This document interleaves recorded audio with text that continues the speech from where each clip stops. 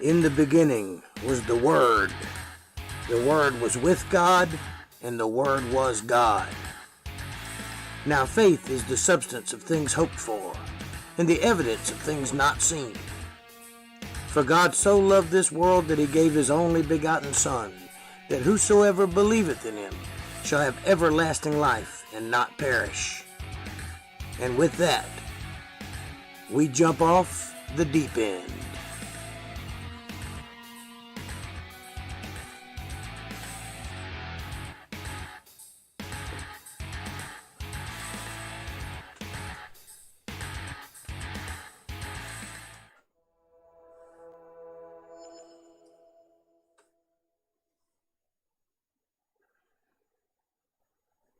Hello, YouTube.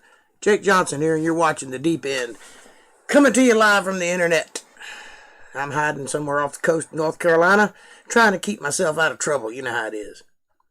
Oh boy, we got a long show for you tonight. Got some new people in the room. What's up, Diego? Fuentes? Is that fiery? Something to do with fire, right? Or is that fuego? I don't know. I don't speak Spanish. Either way, welcome. This is the absolute last episode of Everything Wrong with Genesis.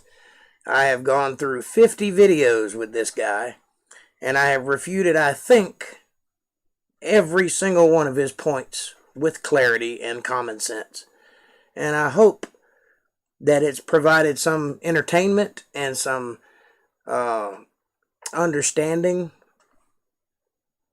whatever. I hope it's been good. I've enjoyed it.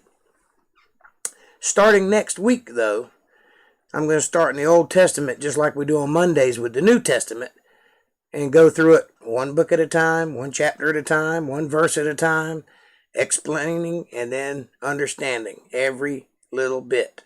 But tonight, we're going to get through 4 videos, which are the last of this series. And I hope you enjoy it, and we're going to have some fun doing it. Hey, everybody, how are you? Hey, Kevin, April. Great Sky Troll, who's playing World of Tanks. I learned how to pronounce his name. I'm smarter. Well, I never mentioned his name, so you did one on me.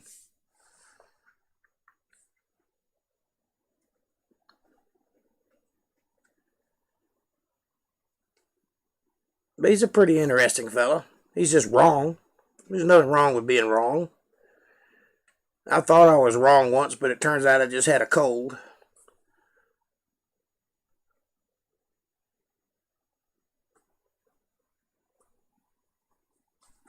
You guys having a good time tonight? It has rained all day here. I mean, all day. Not hard rain, just steady drizzling. Like them April showers just doesn't stop. Hey, Darlene, how are you? Glad you're here. We're just about to get started. I was waiting for you.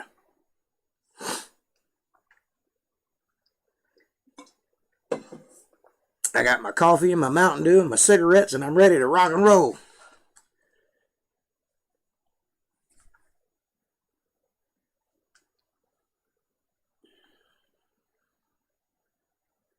All is well as can be. No complaints here. I could complain, but it wouldn't do any good. You got to be positive in this new world. It's a bummer, but you got to be positive. You can't let it get you down. My rocks have gotten up to temperature. It's out there steaming. Well, that's good. I didn't know you were doing heated rocks. That's interesting. Me too, says Darlene. Yeah, I look outside and I hate everything I see. I don't want to be part of it. I don't want nothing to do with it. It ain't worth the price to be what I wanted to be. Which is why I'm on YouTube, by the way. Just so you know, a little insight to old Jake Johnson here. I am a musician, and I'm decent. I'm as good as anybody on the radio when I'm informed. Don't judge me by me screwing around on the acoustic guitar on this channel. I actually play in a band, and I do this for a living. However, when I started playing music, it meant something different than it means now. And the way you get there is different than the way you get there now. And I've decided, after about 7 years of serious thought, I've decided to retire. I'm just not going to play that game anymore. You got Bluetooth earplugs so you can hear me in the restaurant. Awesome. Tonight is Beef O'Brady's. What are you just kidding about? You didn't say anything. You can't just start with just kidding.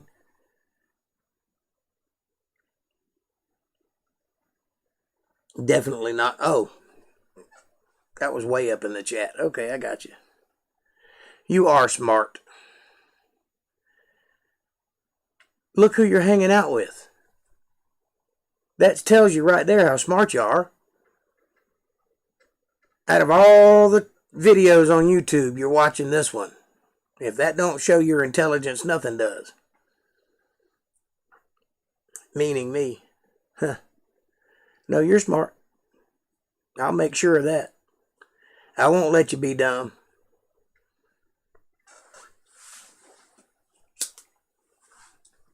So anyway, as I was saying, if I'm called to do a show here and there, I may. But I'm not going to pursue it anymore. Isn't that just peachy, Kevin? I forgot mine, I think. Well, you have two of them you can share. It only takes one ear to hear the truth. Hey. Don't you be hitting me below the belt now. That ain't fair. I don't even have my makeup on.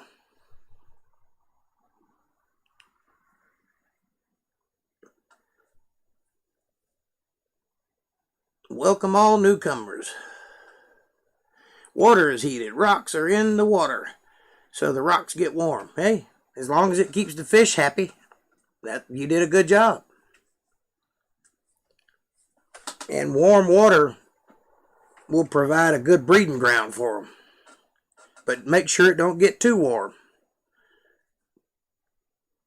Because fish don't like artificial warmth. Just keep it above cold. Alright, you guys ready to get into it? We got a long one today, so let's get into it. Let's hear what this feller has to say. I got my boxing gloves on and I'm ready to throw some haymakers.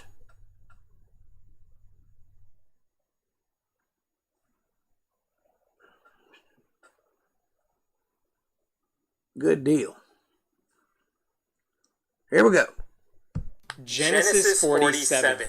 You are about to watch a man destroy the economy by driving wealth inequality to the extremes. And because it's the Bible, death is involved. Joseph... I'm pretty sure death is involved regardless of whether it's in the Bible or not. I don't know if you're aware of this, but people have been dying since they've been living. I mean, we act like we've never had it before. We act like it's a complete surprise every single time it happens.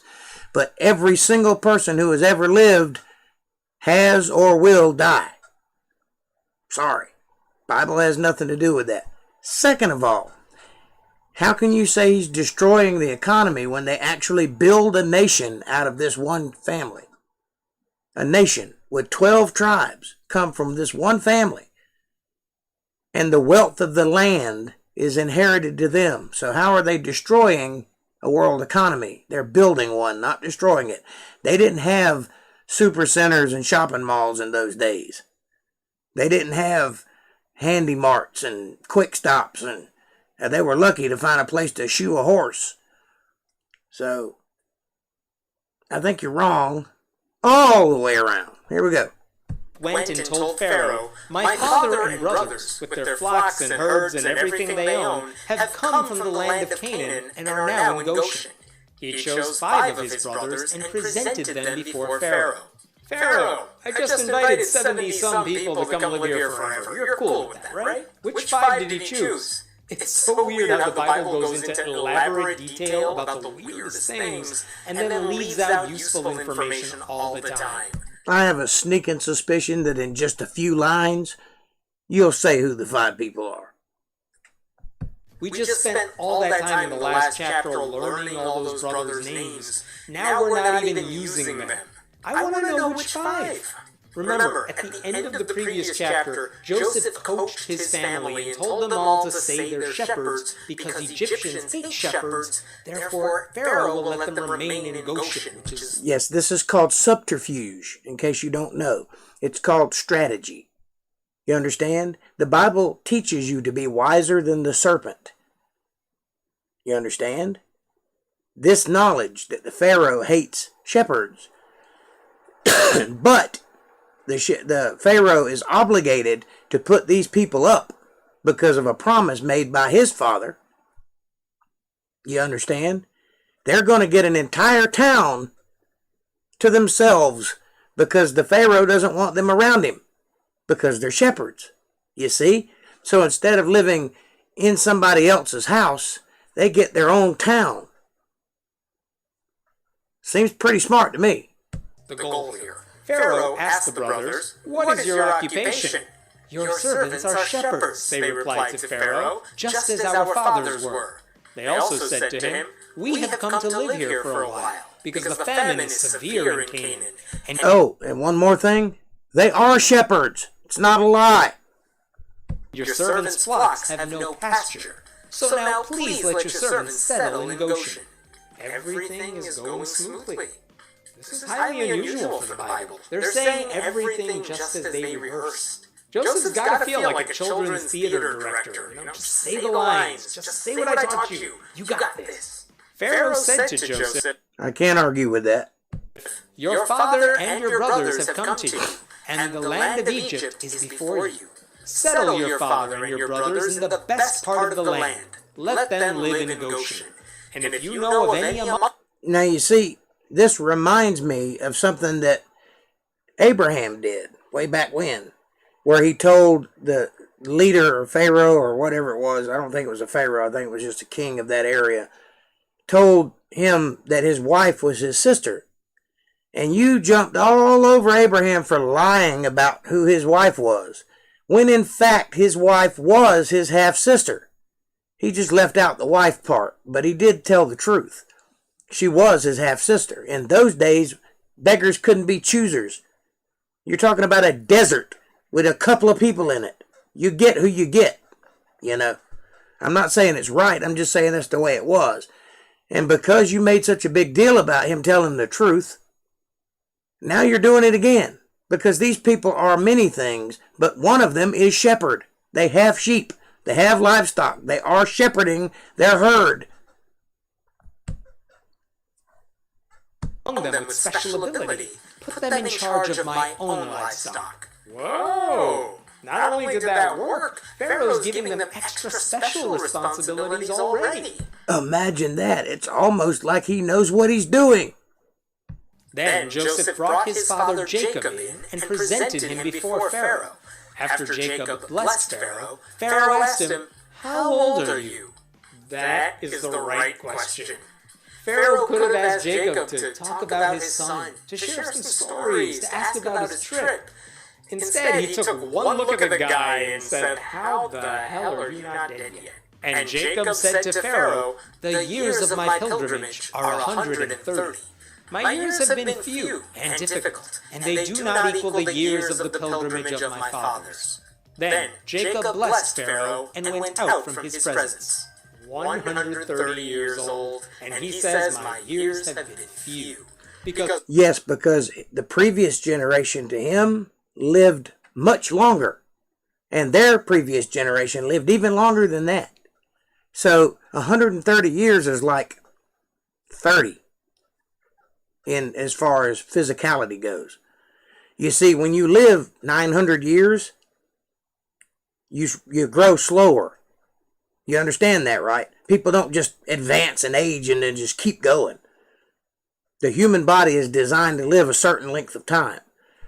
So if your advanced age is 900 years before you die, that's when you're old. Up in 8, 7, 8, 900 years, that's when you're old. 1, 2, 300 years, that's when you're an adolescent. 4, 5, 6, teenagers. On up into adulthood. You see how that works?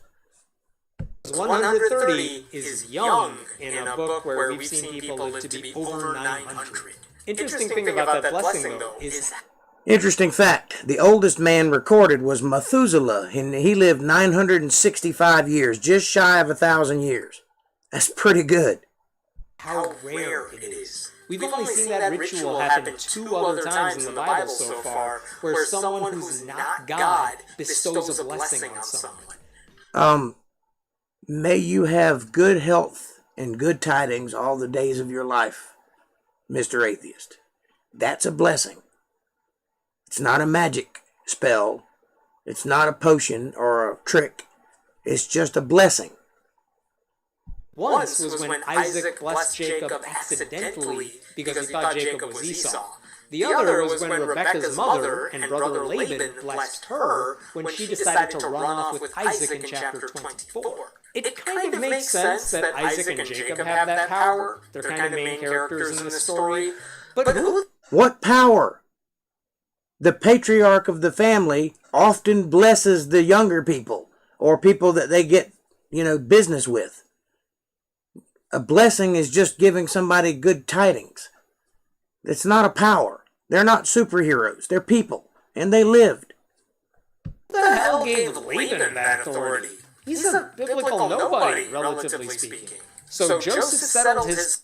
Are you saying that he's echoing? I bet I know why.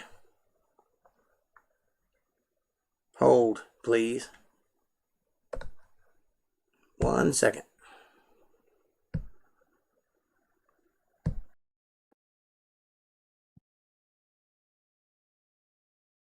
Check 1, 2.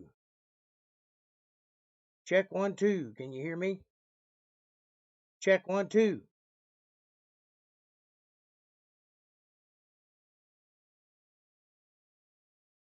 Check, check, check. Check, check, check. Is that good? Okay. Tell me if that fixes the echo. His father and his brothers in Egypt, and gave them property in the best part of the land, the district of Ramses, as Pharaoh directed. Joseph... Did that fix the echo?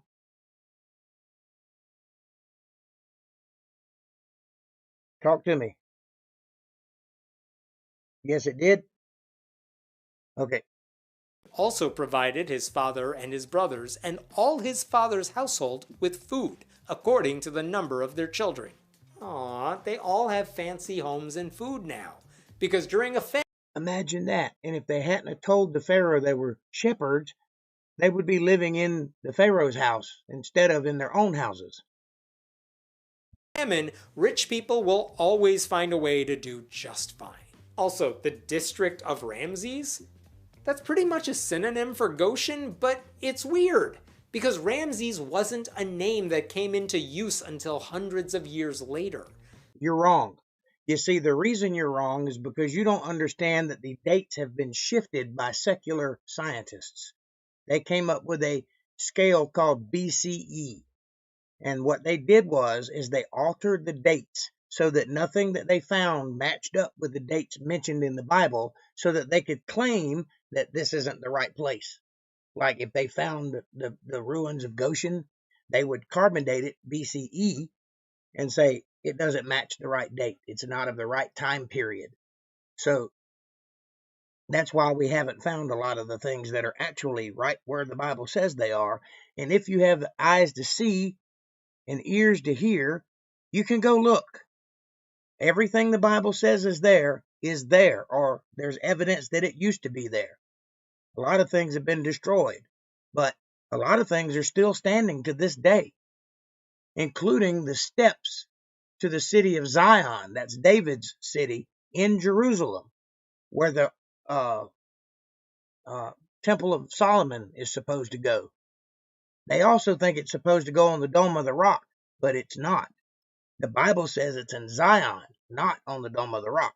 The reason they think it's the Dome of the Rock is because a rabbi 700 years ago said so. And they believed him. Period. You're wrong. Your dates are wrong. Ramses the second was the pharaoh preceding the flood. Ramses is a title, not a name. You understand? Just like English kings and Scottish kings, when a pharaoh takes office, for lack of a better word, they change their name so that they have a kingly name. Like King James was not named James until he became king. Pharaoh Ramses was not named Ramses. He took the name Ramses. Nero took the name Nero. All those guys, the other guy, the one I can't think of, took his name. Caesar took his name. Caesar is a title. So is Ramses. And there were 3 Ramses and a Xerxes. So you're wrong there too. So this is technically an anachronism, but more likely these stories weren't written down until long after the events in question. Well, 50 to 300 years, depending on who you talk to, and depending on which Bible book you're talking about. Some of them were written firsthand by the people who were there. The first 5 books of the Bible were written by Moses himself. So, I'm just saying. Supposedly. But it is weird. This is one of the first 5 books of the Bible we're in.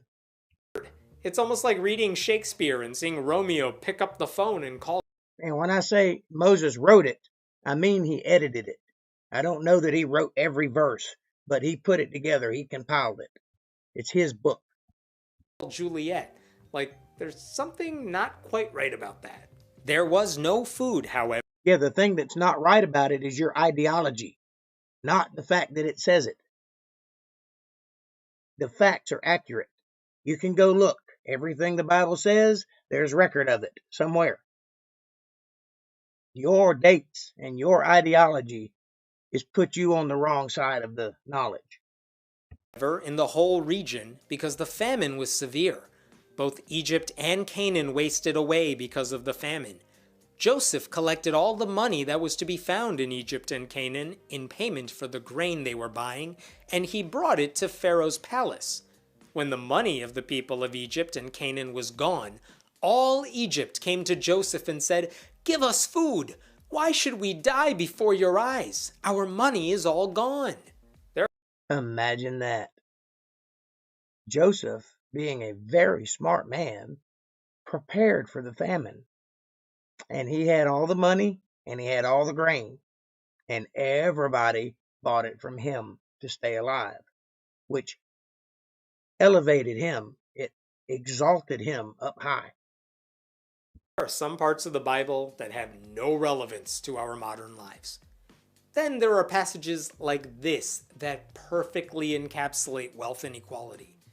The poor people gave whatever money they had to the rich for food, and the people at the top did just fine.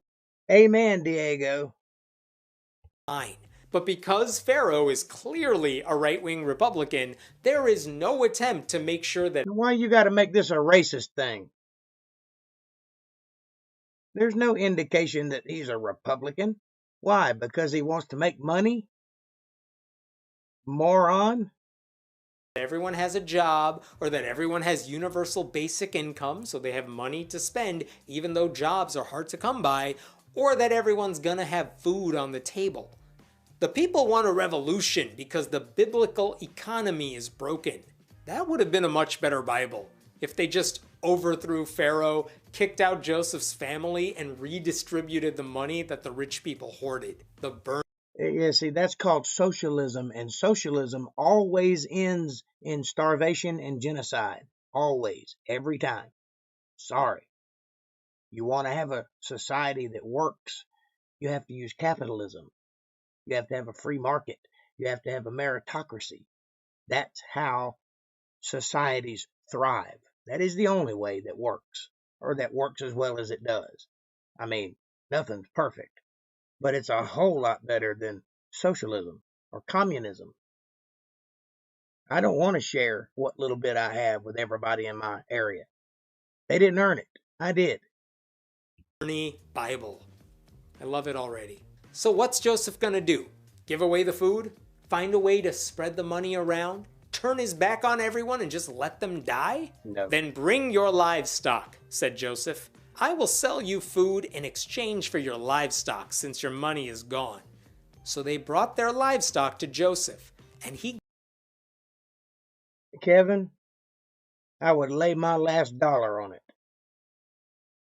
gave them food in exchange for their horses, their sheep and goats, their cattle and donkeys.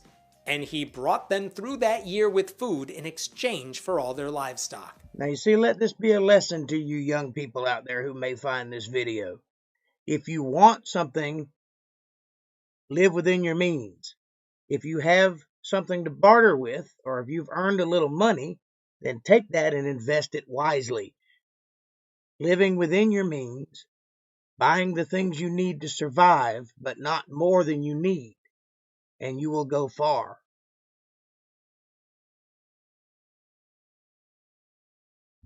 That is the worst solution. That's like telling poor people who are going hungry today that you'll give them money, but only if they give you their cars and homes. He's not talking about money. He's talking about grain, food. He's saying, bring me some livestock and I will give you some food, or I will lend you some money based on your collateral so that you can purchase some food. The end result is food here. That's called usury, which the Bible strongly tells you to stay away from. Why? Because you are a slave to those who lend you things. When you are the borrower, you are slave to the lender. You see? You're taking away the tools they need to make more money. What a horrible, short-term, idiotic idea. I mean, maybe it works for a little bit, but then what? I mean, they'll still need food, but they'll be in a worse position. When that year was over, they came to him the following year and said, 2 Peter 3, and there will be scoffers in the earth in those days, walking after their own lusts. That's who this guy is. He's one of those scoffers, saying, if God's coming back, where is he? Things started out as a random chance and evolved into what they are today, millions of years ago. That's what this guy thinks. This guy's incorrect. we cannot hide from our Lord the fact that since our money is gone and our livestock belongs to you, there is nothing left for our Lord except our bodies and our land. Why should we perish before your eyes? We and our land as well. Buy us and our land in exchange for food, and we with our land will be in bondage to Pharaoh. See, when you are the borrower, you are slave to the lender. Proof positive. Now, what you just heard was a whole bunch of belly aching and complaining. A bunch of people who do not want to pull themselves up by their bootstraps and make something of themselves or live within their means. They want something for nothing. This is called welfare, and it always ends badly because it destabilizes the family unit, the nuclear family unit. It disincentivizes the man to work for the woman because she's sucking from daddy's wallet. Big daddy, meaning the government. She doesn't need him anymore, which means he gets the wandering eye and hauls ass and leaves her with a passel of youngins that the state now has to take care of. This is why welfare is a bad idea.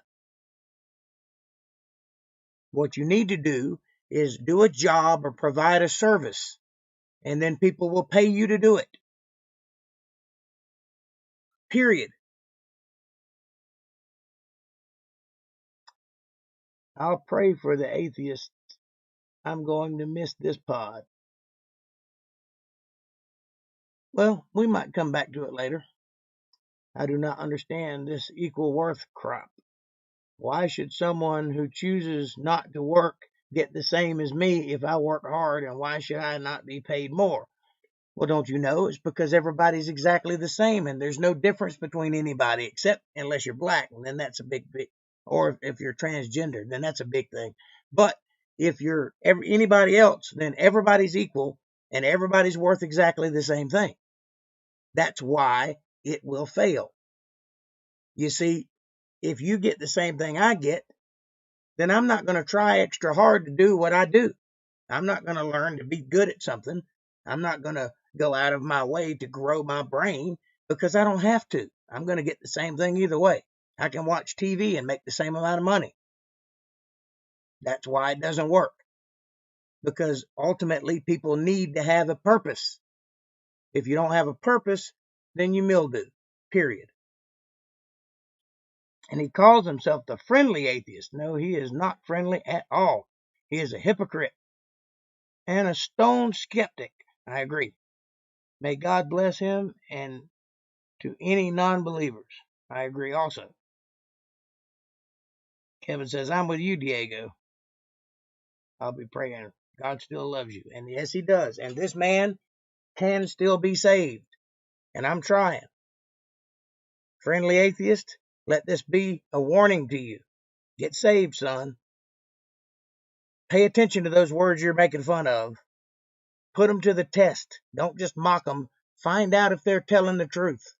And when you find out that they are, shed your wicked ways and sin no more.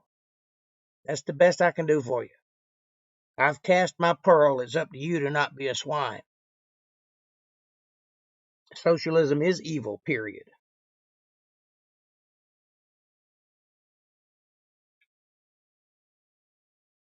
It's not too late. All except God is your father. Amen. I feel like I'm living in 1917 Russia. Hey, Comrade Jake. Das Vidanya. We're in the mirror universe is what's really going on. Give us seed so that we may live and not die, and that the land may not become desolate. This got dark quickly. They have no food. They have no livestock. It's almost as if they're living in the dark ages. To earn money to buy food. Joseph is a horrible leader who crippled the economy, so now the people are... Now, I think he writes for some magazine or something. I didn't do a lot of research into the man. I just wanted to attack his ideas and not him personally. But from what I understand, he's some kind of editor or some kind of writer or something like that. So, I mean, I guess that's technically a job.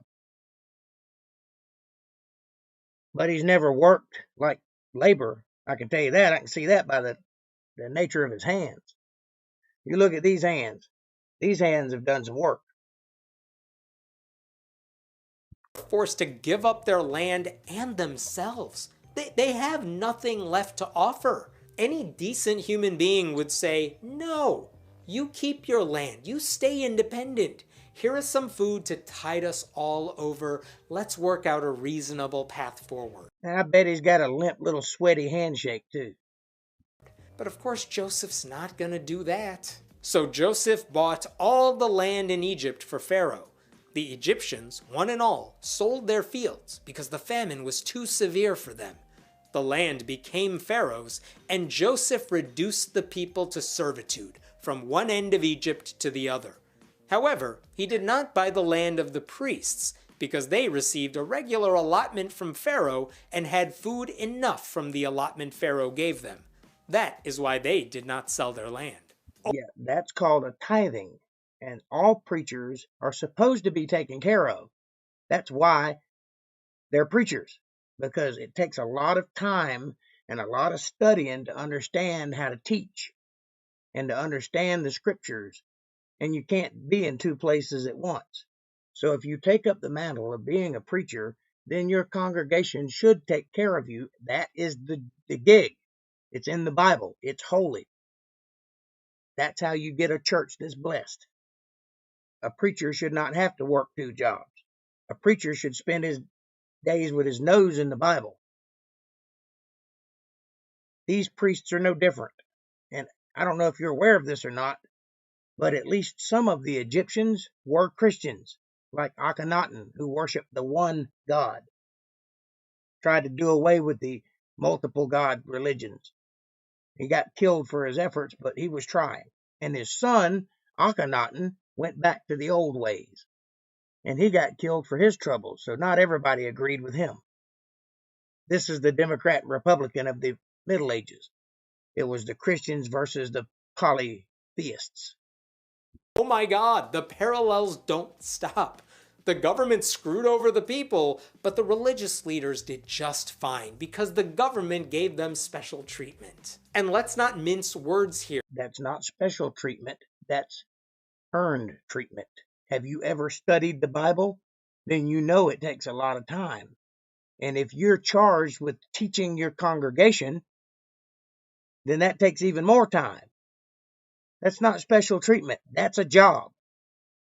It's just that you don't have one employee, you have a congregation of employees. Joseph, I do the same thing. I survive on donations. It's the same thing. I don't have a church, but this is my church. And this is me teaching. So I'm doing the same thing. So I can't criticize what they're doing. And you shouldn't either, because you're kind of doing the same thing for your team. Only your team doesn't love you enough to support you that way, obviously. Or you wouldn't be complaining about it, or you'd be a hypocrite. If you're making donations, you shouldn't be bitching about this one. I'm just saying. Joseph did not buy all the land. He took it. He extorted it. He stole it. This was not a fair deal. How does Joseph not see the obvious solution here? With the priests, he gives them a regular dose of cash and a regular dose of food, and they're doing fine despite the famine. Why not just do that with the rest of the people? Joseph said to the people, "Now that I have bought you and your land today for Pharaoh, here is seed for you, so you can plant the ground. But when the crop comes in, give 1/5 of it to Pharaoh.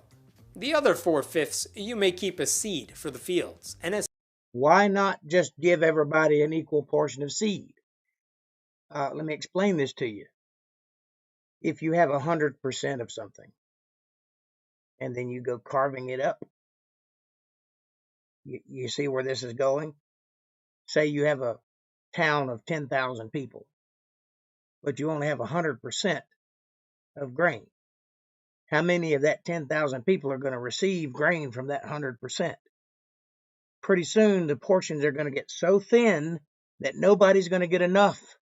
That's why it doesn't work. The only time socialism or communism works is if you have less than 12 people living on an island with no one else there. That's when it works. If you're in a college dorm room, then socialism works. If you're in a country full of 300 million people, it does not work. It can't work. There's not enough to go around. food for yourselves and your households and your children. Joseph is always finding a way to be a bigger dick. I took everything you have, but here's a seed. Plant it, grow it, buy. If you've ever done a day's work in your life, then you know how valuable seed is and how hard it is to come by, and especially in lean months. So he's actually doing them a service by allowing them to keep their seeds. You know, Monsanto doesn't allow you to buy your own seed or keep your own seeds. You have to buy theirs. And they don't reproduce, which means you have to keep buying theirs. If you could keep your own seed, you could grow crops forever off of one set of crops just by keeping the seeds. But they've made sure you can't do that now. It's illegal. So you don't know what you're talking about. Either go do some farming or shut the hell up about this. Buy yourself something nice. Oh, by the way, I'm going to need a cut of whatever you grow. How big? How about 20%? That's a totally fair number I just made up and is also twice as large as a tithe. Where are they going to plant the seeds? On the land that they no longer own? They are quite literally sharecroppers now. Yes. Let's do it. Revolution, right now. You have saved our lives. That innovation caused cities to be built, caused towns to raise up, caused people to spread out all over the world. That innovation in itself, just sharecropping, caused all civilization to happen as we know it. Before that, everyone were nomads. So you see, There was some intelligence behind it. It wasn't just a random thing. He wasn't just being a dick. He was setting up a nation, one that he controlled. Lives, they said, may we find favor in the eyes of our Lord. We will be in bondage to Pharaoh. Great. The Republicans ruined their lives, and moderate Democrats just rolled over and accepted it. Joseph didn't save their lives. He ruined their lives, then dangled the bare minimum in front of them in exchange for everything else they had. Well, the alternative was starving to death, so I'm assuming he didn't ruin their lives. He saved them. Only a Democrat could see that as a bad thing. And I'm sorry, but they didn't have Democrats in those days, or Republicans. They just had people. We invented that. Actually, the Romans did, but we inherited it. So Joseph established it as a law concerning land in Egypt, still in force today, that a fifth of the produce belongs to Pharaoh. It was only the... Well, considering that Egypt doesn't have a pharaoh today, that law surely doesn't still exist today. And if it does, it applies to a pharaoh, which they don't have. They have a prime minister. So do some geography. You're brown, man. You should know this. You came from that area. Land of the priests that did not become pharaohs. Surprise! The government created a law that ripped off the people, but not the priests. Never the priests. Now the Israelites settled in Egypt in the region of Goshen. They acquired property there and were fruitful and increased greatly in number. Imagine that. They were fruitful and increased greatly. That don't sound like a ruined life to me. How does that sound like a ruined life to you? Well, I'm glad Joseph's family, after moving to the suburbs, are doing just fine. Who would have guessed? Jacob lived in Egypt 17 years, and the years of his life were 147. When the time drew near for Israel to die, he called for his son Joseph and said to him, "If I have found favor in your eyes, put your hand under my thigh and promise that you will show me kindness and faithfulness. Do not bury me in Egypt, but when I rest with my fathers, carry me out of Egypt and bury me where they are buried." Now, before you go with your homoerotic bullshit about putting a hand under a thigh, meaning touching his penis, that is not what that means. It is a Hebrew expression which means lift me up. Because when you pick somebody up, you put your hand under their thigh and on the back, small of their back, and you lift them up. This is an expression of gratitude. It's an expression of comfort. It does not mean what you think it means, so don't go there, which I know you probably will. "I will do as you say," he said. Nothing like a creepy 147-year-old man telling someone to grope him. "Cut my balls and tell me you will carry my corpse back home." I knew you were going to go there. That's not where your balls are located. Your thigh is down here. Your balls are up here. Different places. Sorry. Would have been a much better Bible verse. You know, some family traditions do not need to be passed down. But it looks like everything will come full circle. Jacob will die and eventually return to Canaan. By the way, when he dies, he will become the 22nd oldest person in the Bible. Methuselah, of course, is at the top of the list, but Jacob made a good run. Well, he's at the top of the recorded list. We don't actually know that he's the oldest man. He's just the oldest one that was recorded. "Swear to me," he said. Then Joseph swore to him, and Israel worshipped as he leaned on the top of his staff. That was just the same thing as the previous verses, but with swearing. Joseph hoarded food, ripped off the people he ruled over until he took everything they had, passed a law making sure people would give Pharaoh 20% of all the produce they grew, and made sure his people did just fine while everyone else suffered. The only people with any land at this point are Joseph and Pharaoh, who are the government, Joseph's family, and religious leaders. The Bible totally predicted Donald Trump.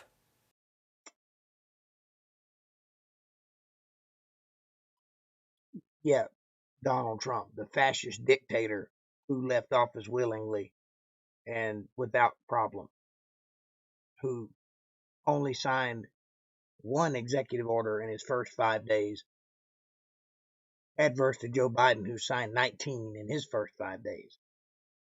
Yeah, he's a dictator, all right. I think you're backwards a little bit. I think you don't really understand politics as well as you think you do.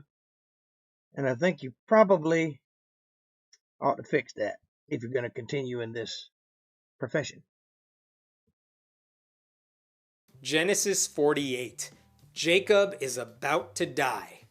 Almost. Not quite. It turns out he has a few things left to do on his bucket list. Sometime later, Joseph was told, "Your father is ill." So he took his 2 sons, Manasseh and Ephraim, along with him. When Jacob was told, "Your son Joseph has come to you," Israel rallied his strength and sat up on the bed. I can't believe he's about to die and we still haven't settled on a single name. And don't make a 147-year-old man have to sit up. Just lean in. Let him stay put. Jacob said to Joseph, "God Almighty appeared to me at Luz in the land of Canaan, and there he blessed me and said to me, I am going to make you fruitful and increase your numbers. I will make you a community of peoples, and I will give this land as an everlasting possession to your descendants after you." And so he did unto this very day. I swear if this chapter is just rehashing everything that happened already, I am going to throw things at this camera. Now then, your 2 sons born to you in Egypt. Careful, you might break it and then have to stop making these ridiculous videos.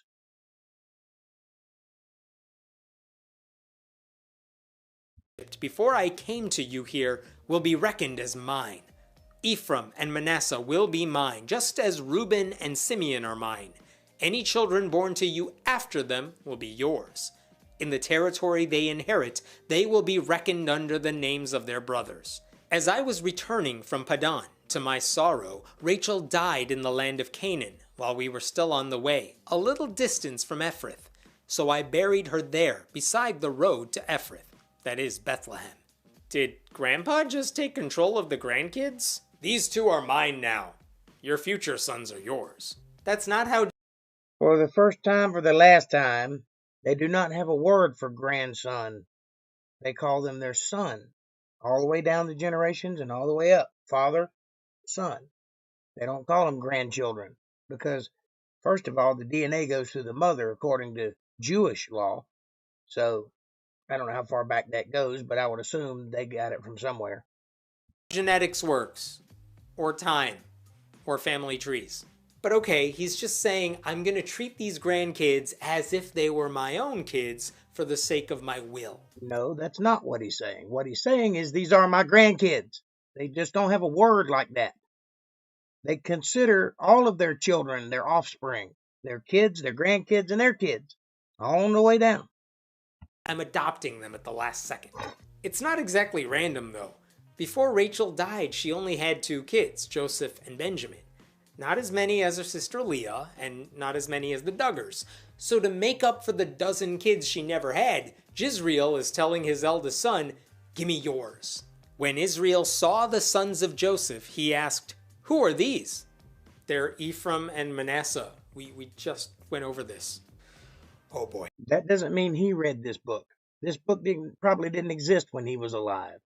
You understand how narratives work?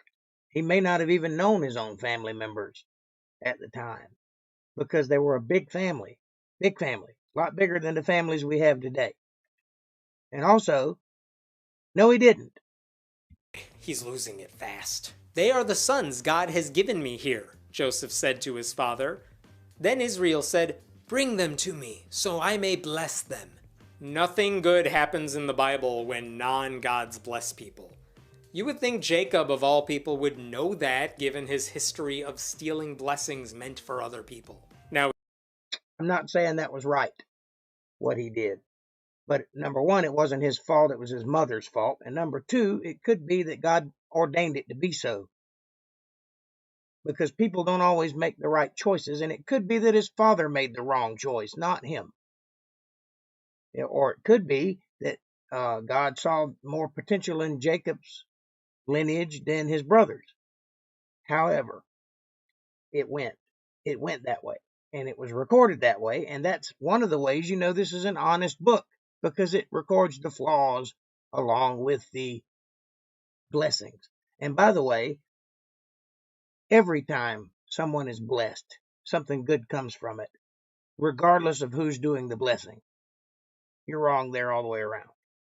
Israel's eyes were failing because of old age, and he could hardly see. So Joseph brought his sons close to him, and his father kissed them and embraced them. You know, when Jacob's father had weak eyes and his sons came near him, things didn't go well.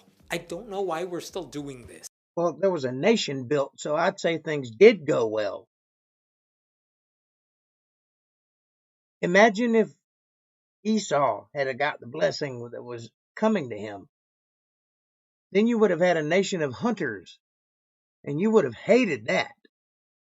You'd have a nation of NRA members, and you wouldn't have liked that at all. So if I was you, I'd be happy with the way things turned out, because nations rose from it. Democratic nations, free nations. If Esau had got the blessing, everybody'd be toting a gun right now. Everybody. Even you. I'm just saying. Israel said to Joseph, I never expected to see your face again, and now God has allowed me to see your children too. Oh, sounds like a blessing to me, you sarcastic shit. A touching moment. Don't worry, it won't last. Get ready for a game of biblical twister. Then Joseph removed them from Israel's knees and bowed down with his face to the ground. And Joseph took both of them, Ephraim on his right toward Israel's left hand, and Manasseh on his left toward Israel's right hand. This is called humbling oneself. When is the last time you've humbled yourself? Think about that. No, really. I'll wait. And brought them close to him. But Israel reached out his right hand and put it on Ephraim's head, though he was the younger. And crossing his arms, he put his left hand on Manasseh's head, even though Manasseh was the firstborn. Okay, either the Bible needs better writers or some pictures, but this is insane. In general, Jacob is blessing the kids, but in the wrong order. The older... No, he's just crossing his arms. He's probably undoing what happened to him when he was a kid. You see how that worked? It's like a tradition now. Kid Manasseh, in this case, is supposed to be getting the better blessing, but Jacob is giving it to the younger one, Ephraim, which is poetic in a way, I guess, because Jacob himself was a younger brother who got the better blessing. Imagine that. Almost like it was designed that way, isn't it? Then he blessed Joseph and said, May the God before whom my fathers Abraham and Isaac walked faithfully, the God who has been my shepherd all my life to this day, the angel who has delivered me from all harm, may he bless these boys. Yeah, who do you serve? Who's your master? Who's your guiding light? May they be called by my name and the names of my fathers Abraham and Isaac, and may they increase greatly on the earth. Oh. And to this day they're called Israelites. To this day. 3,000 years later. That ought to tell you that that was a pretty strong blessing. He's praying that God lets these boys get it on with everyone. Spread your seed, boys. And then because of the seed rule, don't forget to give 20% of it to Pharaoh. Fun fact, the first thing that God ever said to man in an audible voice was be fruitful and multiply, fill up the earth and subdue it. That's the first commandment. Think about that. Do you have children? Have you put your seed out? I think you do have kids, but if you don't, you should. Making life is what this world is about. If you don't do that, the world doesn't move forward. When Joseph saw his father placing his right hand on Ephraim's head, he was displeased. So he took hold of his father's hand to move it from Ephraim's head to Manasseh's head. Joseph said to him, No, my father, this one is the firstborn. Put your right hand on his head. Joseph's trying to rewrite a biblical will in real time by moving around. Close! Joseph is, in effect, rewriting a earlier wrong. You see, just like when Abel was killed, Jesus had to come through Seth's lineage, which took a lot longer than it was supposed to. You see, Abel would have birthed Jesus. But because Abel was killed and Cain was not Adam's son, the only person that Jesus could come from would be Seth. And it took many generations to get the bloodline back to where it's supposed to be. King of Kings and Lord of Lords, full-blooded Jew, full-blooded Levi in Mary, to be able to birth Jesus through her. That's why God found favor in her, not because she was a little haughty, but because her bloodline was perfect, and it took all of that time. Now, when Jacob and his mother did what they did, it took only a couple of generations to fix that. That's why he did the crossing hands thing. That's the reason for that. Nothing is wasted in the Bible. Everything makes sense. You just have to read it and then put two and two together, or read it enough times that you start connecting the dots. They're all there. You just haven't seen them all. So I'm telling you, there's a reason for this. This is symbolic, but it's also literal. Around the hands of a dying 147-year-old man. But his father refused and said, "I know, my son, I know. He too will become a people, and he too will become great. Nevertheless, his younger brother will be greater than he, and his descendants will become a group of nations." He blessed them that day and said, "In your name will Israel pronounce this blessing.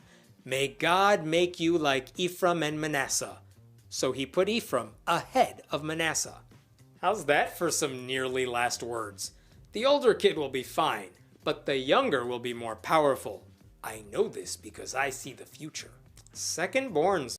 He doesn't see the future, but he does have a decree from God. His family does talk to God. That does happen, but they don't see the future. They just do what they're told. Done with dinner, had a steak bowl, nice. For dessert at the house, milk and Nutter Butters, think it's heavenly. I had a piece of chicken. Man, they always stick together. It's official though. The younger kid will get the blessing, just like Jacob did when he was younger. But Jacob tricked his way into that blessing. Ephraim getting the better deal. No, Jacob's mother tricked his way into that blessing. Jacob did not do that. That was not his idea. Get your facts right. He didn't even want to do it. She made him do it. And he hasn't done anything. Lazy kids. Interesting thing about these brothers though, they're the first brothers we've seen who aren't enemies. Cain and Abel, Jacob and Esau, they all had drama. Cain and Abel were not enemies. Cain was a murderer. Abel had no malice towards his brother. Ephraim and Manasseh managed to avoid it, so far. Oh, and Jacob and Esau, though they had a rocky start, made up and were fast friends afterwards. So, I'm just saying you're not right. Incidentally, when many Jewish people bless their kids on Shabbat or the Sabbath on Friday night, they say to their boys, "May you be like Ephraim and Manasseh." That happens today. It's a thing. For girls, they say, "May God make you like Sarah, Rebecca, Rachel, and Leah." They're basically following rules that were written in the Bible thousands of years ago. Yes, that's what people tend to do with rules. Follow them. And if they are perfect rules, they don't need to change. If it ain't broke, don't fix it. When's the last time you followed a rule? Or are you just skeptical of everything? Connection there, and one crazy-ass backstory to it all. Then Israel said to Joseph, "I am about to die, but God will be with you and take you back to the land of your fathers. And to you, I give one more ridge of land than to your brothers. The ridge I took from the Amorites with my sword and my bow. Just to make Joseph feel better about what he just did to his kids, Jezreel privately promises Joseph a little more land than his brothers, as if Joseph hasn't already gotten everything he ever wanted. The rich always get richer. It's not even Jacob's land. He admits he took it from the Amorites, but now he's acting like it's his to give away, like some biblical colonizer. Troll is in the background playing a game. He's here somewhere. And you're right. There's nothing wrong with traditions, but it does depend on what traditions. There are some traditions that are bad, especially concerning the Bible. Traditions of men tend to go against the Bible. But if they go with the Bible, then the tradition is sound. Depends on the doctrine. Sorry, Jake, for he knows not what he does or says. Pray for Kev. Oh, that's all right. Ain't nothing wrong with appreciating your woman. Amen to that. Come on, man. At this point, you would think Jacob is done with blessing people. But no, we're about to get another chapter where the dying man causes chaos before he disappears. But given what Jezreel's sons did to Joseph when they were younger, I guess they deserve it.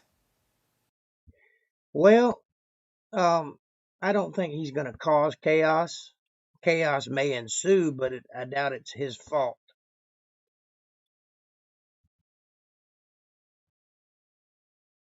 Genesis 49. You know, we're really getting close to the end here, but too many people are still alive. That's got to stop soon. So here is Jacob on his literal deathbed, stirring the pot a little more before he goes away. Then Jacob called for his sons and said, "Gather round so I can tell you what will happen to you in days to come. Assemble and listen, sons of Jacob. Listen to your father Israel." Whatever, I can play this game. You're going to plan a funeral. You're going to fight over the inheritance. You're going to eat a ton because there's a famine and you're the only ones with food. Why does he call them sons of Jacob?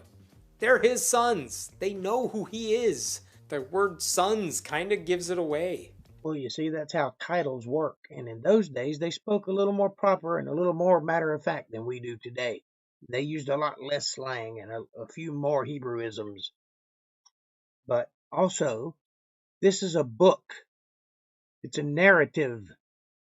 He may not have said that to his sons, but the author wrote who he was talking to so that you would know who he's talking to. It's a narrative. Do you not know? You're a writer. Do you not know how narratives work? You're reading a book about real events for the express purpose of the reader to understand what's going on, which is why titles are used. They didn't actually talk that way in those days. This is a way of writing. It's a style. Did he just refer to himself as Jacob and Israel? That's like talking about yourself in the sixth person. Well, if you were doing the talking, yes. But if someone was writing your memoir, they might actually call you by your name and your title, which would be Jacob and Israel. Reuben, you are my firstborn, my might, the first sign of my strength, excelling in honor, excelling in power. Turbulent as the waters, you will no longer excel, for you went up onto your father's bed, onto my couch, and defiled it. Holy crap. Jacob is going to lay down the law now. This isn't stirring the pot. This is divine indignation. It's righteous indignation. And he lays the law down because some of his sons are not doing God's will. Some of his sons are doing bad. And so he's going to correct that problem with his decree. You see? Cursing his children. I thought he was blessing them. Reuben, you're my oldest son, the strongest, the most honorable. But you stuck it in my concubine, so you get nothing. He is calling out Reuben's actions from Genesis 35. That's like bringing up the creepy guy your wife dated in high school on your 50th wedding anniversary. That's called a callback, and most narratives do that. The time has passed. You said nothing when it mattered. Let it go. But apparently the deal is done here. Reuben screwed, so now he's screwed. Yep. This is fun. I am so here for angry old man screaming at his kids. Let's keep going. Simeon and Levi are brothers. Their swords are weapons of violence.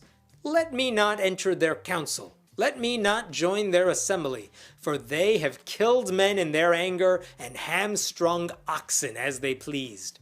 Yeah, remember back a few verses back when you were whining and complaining about how bad these people were and all the killing they were doing and how could the Bible talk about them and all the stuff you were complaining about?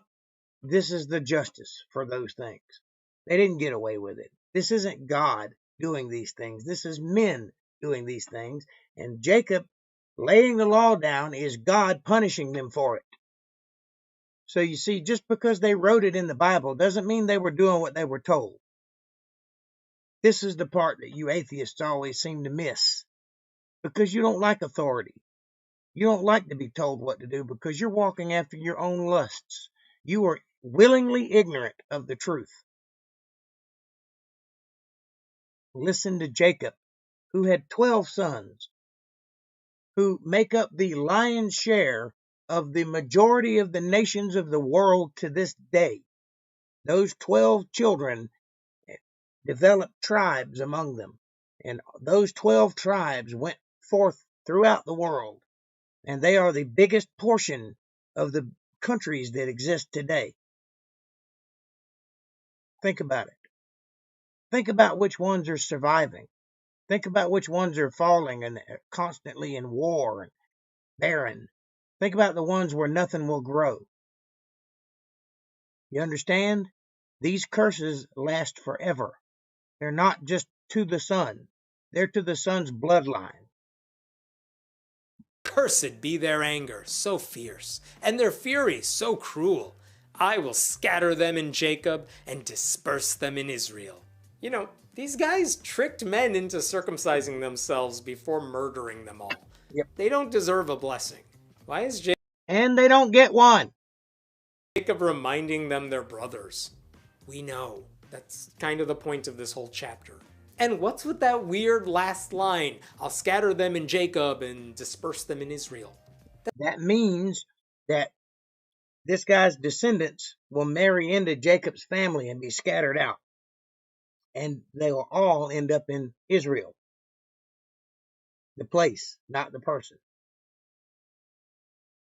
That's just one phrase that got thrown into a synonym machine and got spit back out. I know we're almost done with Genesis, but we don't have to be sloppy about it. Next up. We're not being sloppy about it. You're not understanding what you're reading. A son he actually loves. And boy does he show it. Judah, your brothers will praise you. Judah, which is the one that will be the father of the tribe of Jews. Orthodox Jews, not the ones that are in Israel today. Those aren't real Jews. The ones that are called Jews today are not real Jews. We don't know who the real Jews are yet. But the real tribe of Judah, the descendants of Judah, are blessed all through time. They are God's chosen people. Not the people that we call Jews today, because anybody can join that tribe. It is not involving bloodline. It is a religion. But there is a bloodline of Judah, and we're not real sure who those people are yet, but we will be. It started in 1948. It will be made clear soon. Your hand will be on the neck of your enemies. Your father's sons will bow down to you. You are a lion's cub, Judah. You return from the prey, my son. Like a lion, he crouches and lies down like a lioness. Which country does that sound like to you, by the way? Who dares to rouse him? The scepter will not depart from Judah, nor the ruler's staff from between his feet, until he to whom it belongs shall come, and the obedience of the nations shall be his. He will tether his donkey to a vine, his colt to the choicest branch. He will wash his garments in wine, his robes in the blood of grapes. His eyes will be darker than wine, his teeth whiter than milk. Sounds opulent, doesn't it? Sounds like a country that's free. A capitalist country that's fat on all of their successes, that has been built up higher than any other country on the face of the planet. Who does that sound like? That land divided by rivers. That lion among sheep. Worst romance novel ever. Is Jacob blessing his son or trying to seduce him? What a Watch your mouth, boy. roller coaster right there. Your brothers will bow down to you. You will murder your enemies. The animals you own will have the finest leashes. You will also murder grapes. What? And who wants to wash their garments in wine? You wash your clothes. If you want scarlet-colored clothing, then you dye your clothing in scarlet-colored water. You know who wears scarlet traditionally? Kings. Are you not paying attention? I think you're not paying attention here. The whole point, what he's saying, is allegory, saying that your descendants will be the rulers of the world. To get the wine stains off. That's a horrible prophecy. Also, your teeth should not be whiter than milk. That's not healthy. That's just a weird Instagram filter. But remember, Judah is the... Well, if you've ever seen teeth that weren't white, then you understand that that's pretty white. The guy who stopped his brothers from killing Joseph by suggesting they sell him to strangers. Incidentally, your teeth are the exact same color as milk. Look at your teeth. I think you've been drinking the Kool-Aid. Also offered to take Benjamin's place as a slave. So maybe he deserves a somewhat nice future. Zebulun will live by the seashore and become a haven for ships. His border will extend towards Sidon. Wait, that's it? Those people were called the Phoenicians later in history. So you'll get an idea where they went. Seafarers. Vikings. Nordic people. Judah got a friggin' novel full of flowery prose, and Zebulun gets to sleep in a hut on the beach? That's embarrassing. Issachar is a raw-boned donkey lying down among the sheep pens. When he sees how good is his resting place and how pleasant is his land, he will bend his shoulder to the burden and submit to forced labor. Who does that sound like? The oppressed, the slavery people. Oh, and by the way, the reason that all those football teams choose that color is because it denotes leadership. When you wear red, you automatically are seen as the aggressor. It's a psychological trick. Raw-boned donkey. How long do you think it took Issachar to figure out if that was a good thing or a bad thing? I'm guessing submitting I'd say 200 years. to forced labor is not the outcome he was hoping for, though. Sucks for him. Dan will provide justice for his people as one of the tribes of Israel. Dan will be a snake by the roadside, a viper along the path that bites the horse's heels so that its rider tumbles backward. That would be Rome, Greece, and that area. I look for your deliverance, Lord. So he's a leader, but he's a snake. But he's a powerful snake who hurts people. Is that good? No. I just want Jezreel to tell me who's getting cash and who's left out of the will. Gad will be attacked by a band of raiders. Says the guy who believes in socialism. Unless it involves giving you money. And then you're all about capitalism, right? Gotcha. I understand where you're coming from. It's called greed. But he will attack them at their heels. Oh, I mean, if you know that, why not give him a date so he can be prepared? Asher's food will be rich. He will provide delicacies fit for a king. Okay, so he's a cook. Not that would be the Asian area. bad. Naphtali is a doe set free that bears beautiful fawns. Okay, so That would be Russia. he's a father? Maybe? Unless this is a metaphor, in which case I'm lost. Let's just get to Joseph. Joseph is a fruitful vine. A fruitful vine near a spring whose branches climb over a wall. With bitterness, archers attacked him.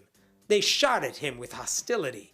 But his bow remained steady, his strong arm stayed limber because of the hand of the mighty one of Jacob. Guess who that is? Because of the shepherd, the rock of Israel, because of your father's God who helps you, because of the Almighty who blesses you with blessings of the skies above, blessings of the deep springs below, blessings of the breast and womb. Your father's blessings are greater than the blessings of the ancient mountains, than the bounty of the age-old hills. Let all these rest on the head of Joseph, on the brow of the prince among his brothers. Man, that sounds good, doesn't it? To live in a free country that's successful and the world leader that is dominant over all other armies on the face of the earth, that has leaders that care for their people in a land full of milk and honey that's divided by rivers, mountain ranges. Boy, wouldn't it be nice to live in a place like that? Okay, biblical William Faulkner, I have no clue what any of that means. I'm pretty sure Jacob may have I'm pretty sure you don't have any idea what any of that means because you are clearly blind. already died because this is just gibberish now. But there's one last brother. Benjamin is a ravenous wolf. In the morning he devours the prey. In the evening he divides the plunder. That would be Germany. Congratulations, Benjamin? Question mark? You're a hunter and a provider, and you will never get a day off for the rest of your life. All these are the 12 tribes of Israel, and this is what their father said to them when he blessed them, giving each the blessing appropriate to him. That is one weird-ass will. Those are 12 tribes, but they are not created equal.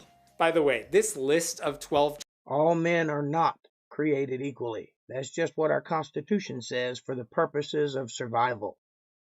But there are people that are blessed more than other people. There are people that have higher status than other people. I'm sorry. That's just the nature of the world we live in, and to pretend that it isn't that way is foolish. For example, you don't know a tenth of what I know. Not 1/10. Are we equal?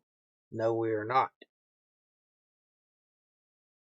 tribes comes up again many times in the Bible, but it's not always these 12. Sometimes it's not even 12. So the phrase 12 tribes should really come with an asterisk. Also, Jacob had a daughter, Dinah. Yep. She doesn't even get a mention here. Okay. Because she's not the one that's going to build the nations. She's a daughter, not a son. In those days, that mattered. Enough of Uncle Jizzy's cryptic riddles. Let's just be done with him now. Then he gave them these instructions. I am about to be gathered to my people. Bury me with my fathers in the cave in the field of Ephron the Hittite, the cave in the field of Machpelah, near Mamre in Canaan, which Abraham bought along with the field as a burial place from Ephron the Hittite. There, Abraham and his wife Sarah were buried. There, Isaac and his wife Rebekah were buried, and there I buried Leah. And that place is still there to this day. It's got a little chapel built over top of it, but it's still there. And if you know where to look, you can go find it. It has a name that denotes what it is. I can't remember what it is right now, but you could do some research and find out. But it's pretty fascinating to see because it still stands to this day inside of a monastery that was built over top of that location. The field and the cave in it were bought from the Hittites. Right.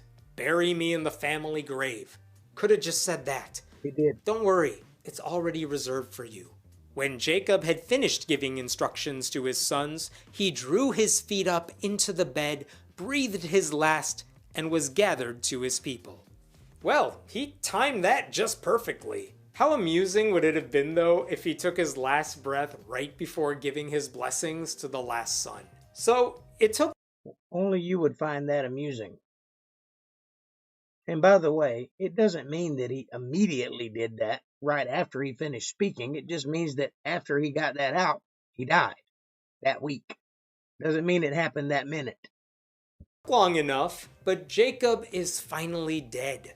We met him in Genesis 25. We went through his sibling rivalry, tricking his father into blessing him, a dream about a ladder, a very long engagement period that involved hard labor, a bizarre science experiment that's not really science, his baby-making challenge with 2 wives and their 2 slaves, a wrestling match with God, the loss of his son at the hands of his other sons, the discovery of that same son during a famine, and a deathbed monologue that is probably still going on. What the hell is left to do in Genesis? Well, he lived 140-something years. Did you expect it to be a short book? Genesis 50. We are almost done with the first, 1% of the Bible. We are indeed almost done. With this, anyway. I have enjoyed it, but you do wax on my nerves quite harshly.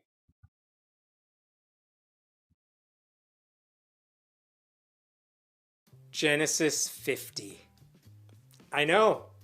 I can't believe we're here either. Let's kill Joseph. Let's get it Joseph done. threw himself on his father and wept over him and kissed him.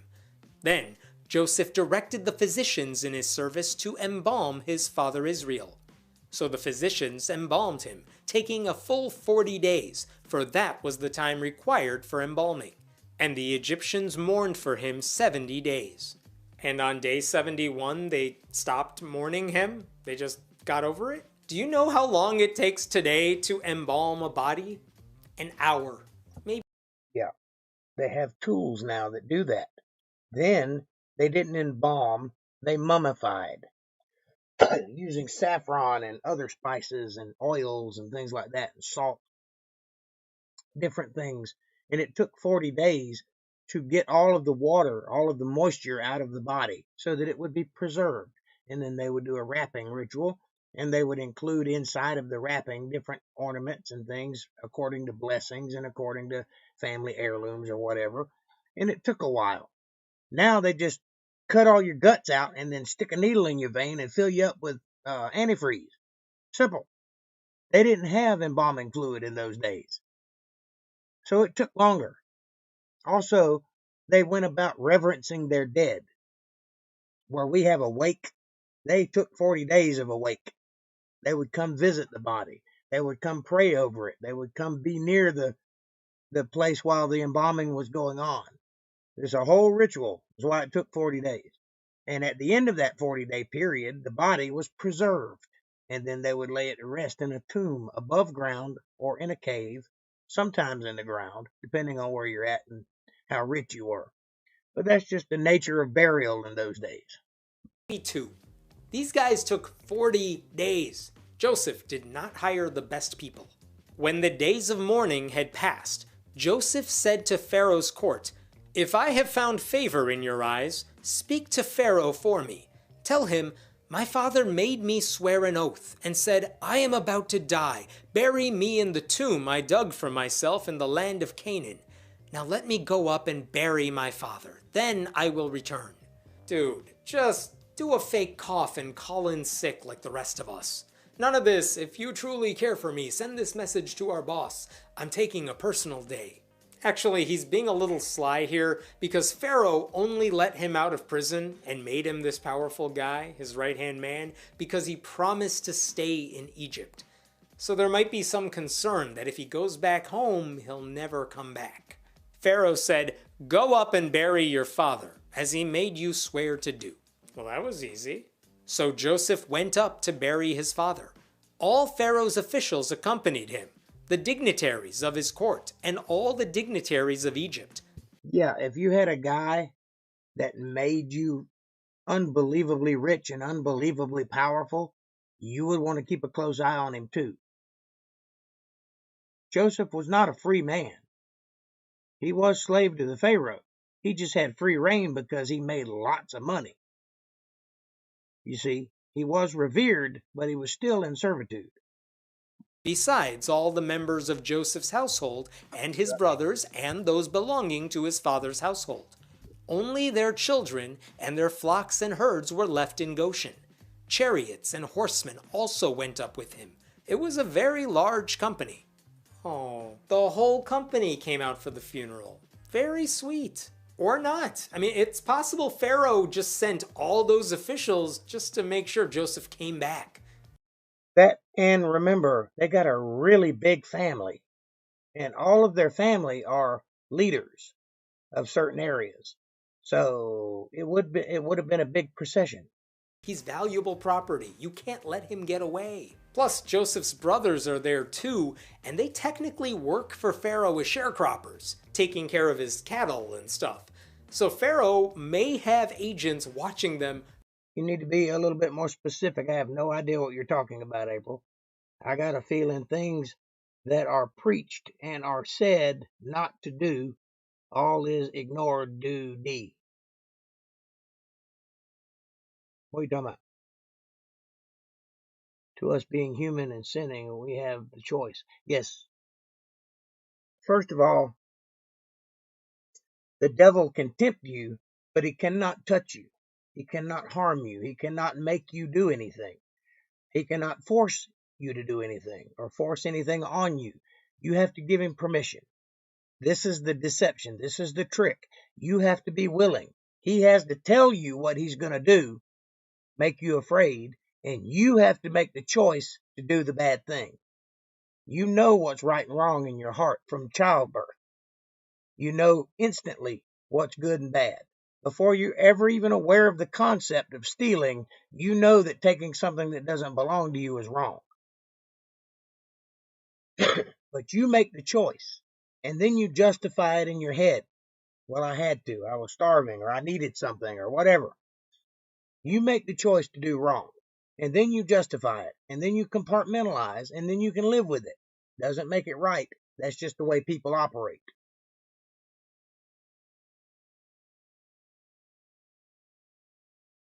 The choice is ours. Always. The devil cannot make you do wrong. He can tempt you, but it's your choice ultimately, and he has to spell it out. All the stuff the government's doing that's wrong, they tell you every bit of it. They tell you what they're doing. There's no secret thing going on. I mean, there are secret things, but they have to say it somewhere. It's in the newspaper. It's in TV. It's all over the place. They have to say it, and then they do it. And then you either put up with it or don't. There's a lot of things we're going to have to put up with over the next 4 years, or revolt. One or the other. For his own self-interests. Same reason the kids had to be left behind. When they reached the threshing floor of Atad, near the Jordan, they lamented loudly and bitterly, and there Joseph observed a 7-day period of mourning for his father. When the Canaanites who lived there saw the mourning at the threshing floor of Atad, they said, "The Egyptians are holding a solemn ceremony of mourning." That is why that place near the Jordan is called Abel Mizraim. 40 days of embalming him, 70 days of mourning, a long trip to Canaan, and then another 7 days of mourning. This is the longest death scene in all of fiction. This is not fiction. This is fact. You can go visit that guy's grave. It's not fiction. And also, this was a very important man. Very important. They revered him. Of course, they mourned him. So Jacob's sons did as he had commanded them.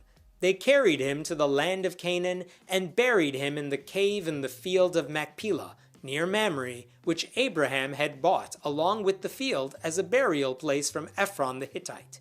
After burying his father, Joseph returned to Egypt together. No, April, you do not have to be silent. You are free. You are a free people. That is an inalienable right given to you, endowed to you by your Creator. You do not have to be silent. You're not going to get very far, but you can very well voice your opinion. And if enough people voice their opinion, it can make change. but enough people have to be willing to speak up. The answer to bad speech is not censorship, it's more speech. If you have a bad idea, like this guy, have somebody to show him why he's got a bad idea. Make a better argument so that people fall into the line of the better argument. That's how you beat bad speech, by more speech, not by less speech or no speech. With his brothers and all the others who had gone with him to bury his father. It's over. It's finally over. Jacob is gone. Also, I don't mean to interrupt, but this is an important point. There's an allotted amount of time in the Bible where bad things are going to happen. It's going to get bad. Evil will prevail for a little while, but it won't be forever. And at some point, evil will be defeated, and then there will be nothing but good. No, people aren't standing up. Why? Because it's ordained that way. This is the end times. This is the tribulation. We're in it right now. It's going to last a little while. It's going to get pretty bad. It's going to get to the point where some of us are going to die from it. There's going to come a time where Christians will be beheaded for being Christians. It's just going to get bad. Read the Bible. The last book in the Bible will tell you all the bad stuff that's going to happen. If you want a better understanding of it, read the book of Daniel, which is an allegory for the book of Revelations. And plus, wait till I get there and I'll explain it all to you as best as I can. But it's going to get bad. It has to get bad. That's the only way. That's the only way that mankind can choose to follow God or not. And those who choose not will be burned up in the lake of fire, like throwing fat on a flame. It'll be over. And then there will be nothing left but good people, people that followed God. That's not to say that those people don't sin. They do sin, but we have forgiveness. The trick is you must believe Jesus Christ.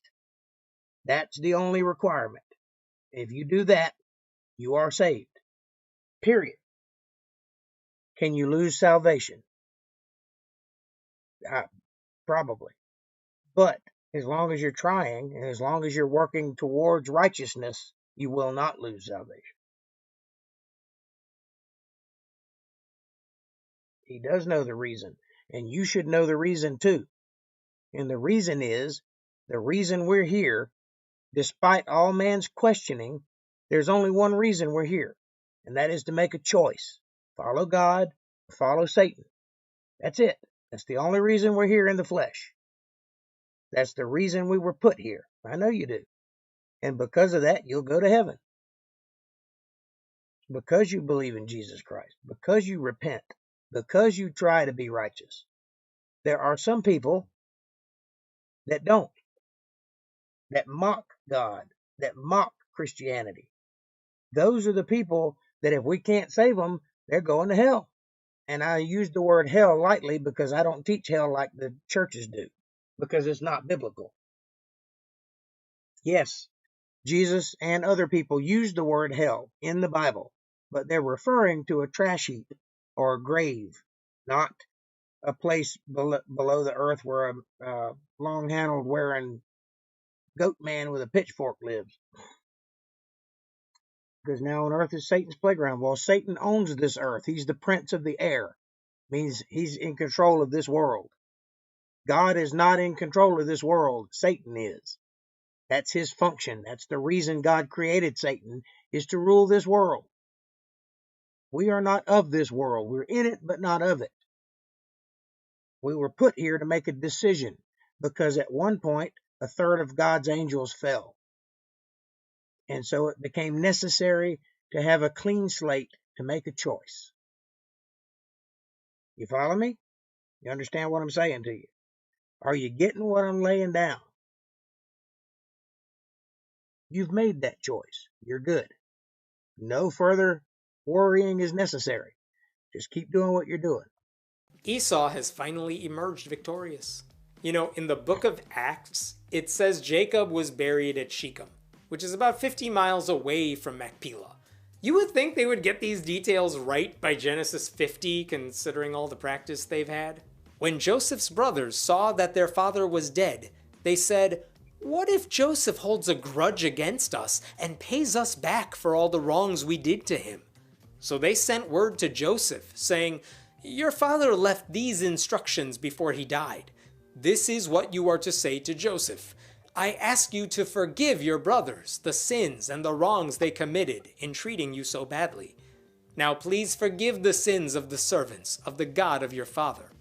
When their message came to him, Joseph wept. Yes, ma'am. Did they just make up a thing their dead father supposedly said in order to prevent Joseph from getting revenge? Because that's kind of brilliant. Dad No, they didn't. They just reported on something that he did, that he said.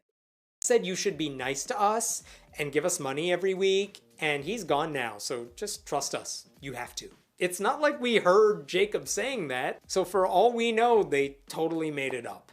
You absolutely heard Jacob saying that. We just went through that. They just reworded it. They just said it a different way, but it's the same thing. His brothers then came and threw themselves down before him. "We are your slaves," they said. "What are you doing? You just avoided his wrath. Go live your lives." Instead, they bow down to him like Joseph predicted when they were boys. It's almost like they have a sense of obligation. Dare I say loyalty, honor, a sense of doing the right thing, following their father's request.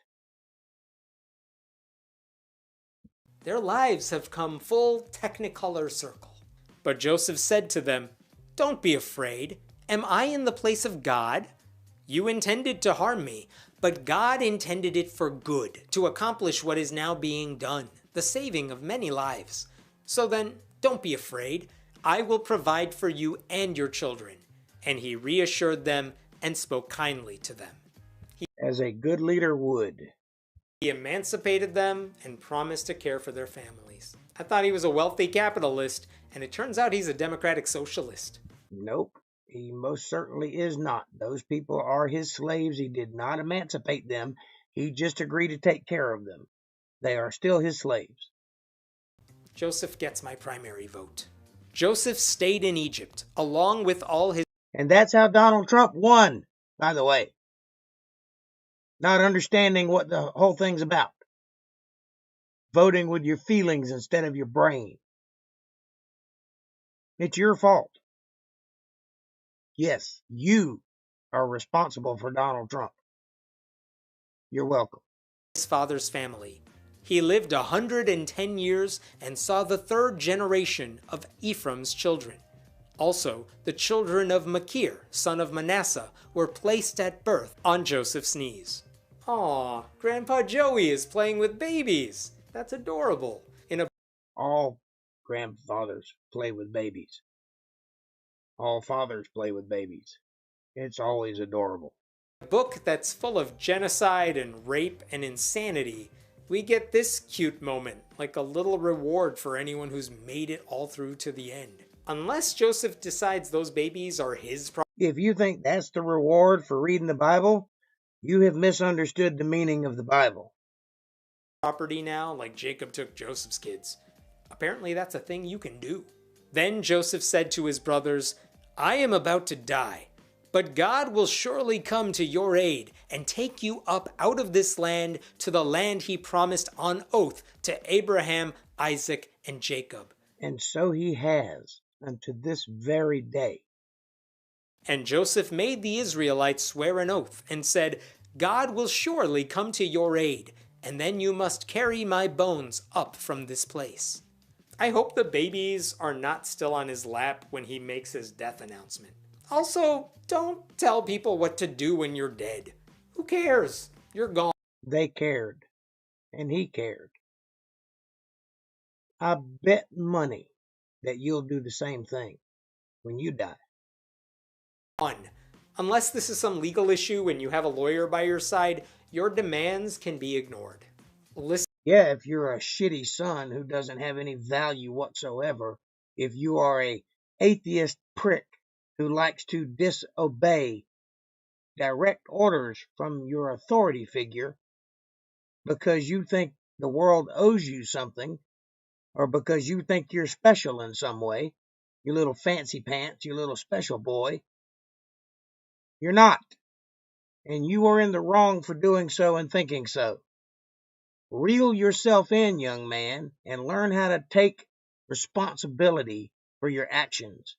Learn how to be loyal to your father, who was there to provide for you, and always has, who's always had your back. And when he requires something of you, you give it out of loyalty, out of honor, out of dignity, which you don't seem to have any of. Listen to what he says, though. God will help you leave this place and take you to the promised land. But what they don't know is that the journey will take 40 years and a bunch of their people. It doesn't have to take 40 years. They make it take 40 years. He would have given it to them immediately if they would have just obeyed God. You see, the whole problem is you don't obey God. God gives you a directive and then you go screw it up. And then it takes 40 years to get where he was trying to put you in the first place. People will die. So Joseph died at the age of 110, and after they embalmed him, he was placed in a coffin in Egypt.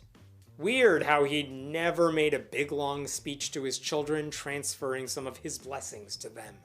That's it. We did it. Weird how he did exactly that. And we just went through it. And you understand that the blessings came from Abraham, not the people after Abraham. They just passed it down. But the blessing came, the covenant was made with Abraham. And his descendants are the beneficiaries of that covenant. Not Abraham, his descendants, which are the 12 tribes and all of the other children in some fashion. And that includes you, by the way. You're part of that. You come from a particular area. You have a certain DNA, which leads you back to a certain tribe of people. You need to educate yourself and lower your arrogance by a factor of 9. Humble yourself before God Almighty. Repent for your sins and learn what the Word says. I rest my case. We started this book with the creation of life. We ended it with lots of death. I want to congratulate you, though. If you've been with me since Genesis 1, you've done what most Christians will never do. You read the Bible. You analyzed the Bible. And now you realize why this is not a book anyone should take seriously. If you think that, you're a fool. First of all, problem number 1. You didn't read the Bible. You read a revised, edited version of the Bible that was done by secularists who purposefully left out portions of the Bible that have valuable meanings. That's Satan's work, not God's. Second of all, you are in no position to analyze or teach the Bible because you're a moron. You have no business doing what you're doing. You are leading people astray. It would be better for a millstone to be tied around your neck and you cast into the ocean than to mislead one of God's children. That's not my words. That's the words of the Bible that you should be analyzing and know your place. You are hurting God's children, not helping them. You should absolutely take the Bible seriously, as it is a guidebook for you to live a righteous life if you follow its rules and understand the meanings therein. And understand who the rules go to. Not all the rules apply to you, by the way, since you're so fond of pointing them out. You must know that certain things are for certain people. We are all Gentiles. We're not part of the 12 tribes proper. We're descendants of it, but we're mixed breed. We're not pure-blooded, which means we're Gentiles, which means the same rules don't apply to us that apply to them. The rules that do apply to us are the 10 Commandments and the belief in Jesus Christ and the listening to the words of God and the reading and understanding of the Bible, which we take great pride in doing. Most Christians do read the Bible. It's not our fault that you don't hear well. It's not our fault that you choose secularism and evolution, fake science over reality. So, we are done with this, and I'm done with you. And if I revisit you, it will be to correct your ignorance once more. But I'm going to try to move on to greener pastures and teach God's word proper so that the people who choose to follow me and listen to my words will understand what they're reading when they read the Bible. So I will wash my hands of you for the moment and try to do something positive with the rest of my life. And with that, please take a moment to hit the subscribe button, hit the bell icon so you'll get notifications of when I'm going to be here. Smash that like button like it owes you money. It owes me money for sure. Share this video with somebody you love. Hey, share it with somebody you hate. Either way works fine for me. Leave a comment down below. Let me know what you're thinking. Bless me, curse me, question me, cancel me. I don't care. As long as you're thinking. That's what I want you to be doing. Using that gray matter between your ears. Think, child, and become better than you are. And if you like my message and you would like to help me keep coming to you and help spread this gospel, help build this ministry, and be part of something special, go to paypal.me/Jake Johnson Band. Every little bit helps. It's a win-win-win. It's a blessing for me. It's a write-off for you. It's a blessing for the people who watch this podcast. So when you help me, you help them, and by extension yourself. That's the nature. We live in a reciprocal world. You give and you receive. That's how it works. I'm giving and I'm receiving. You do the same, won't you? And with that, I'll take your questions and comments. And thank you. We did it.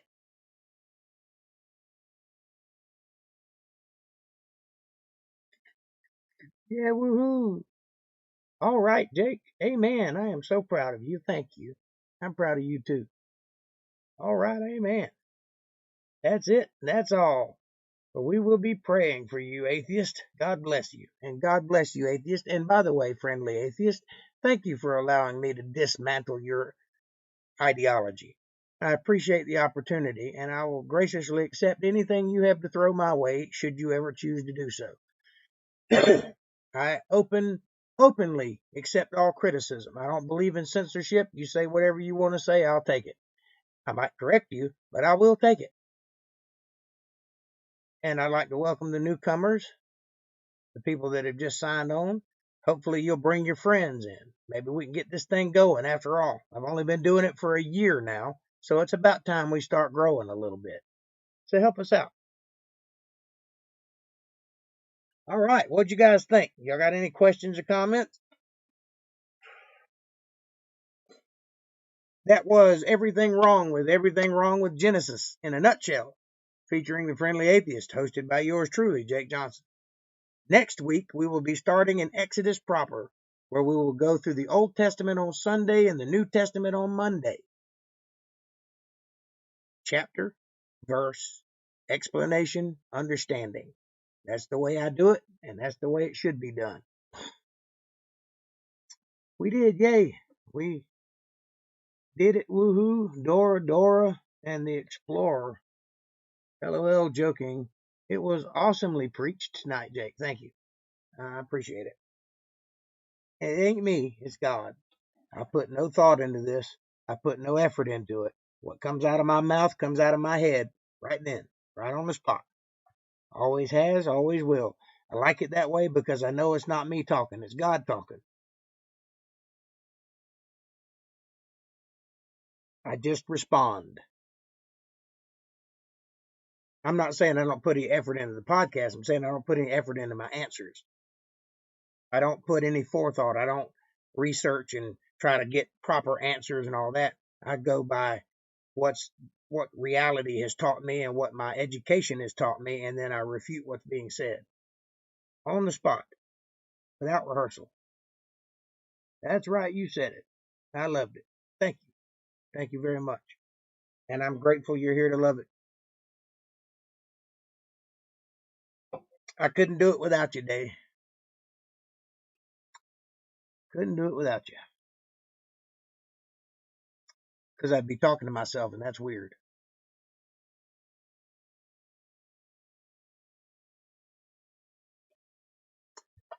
Diego, did you manage to stay with us through the whole thing, or did you bail out? Great Sky Troll, did you bail? Still says we got 6 people watching, so apparently not. Darlene, did you fall asleep?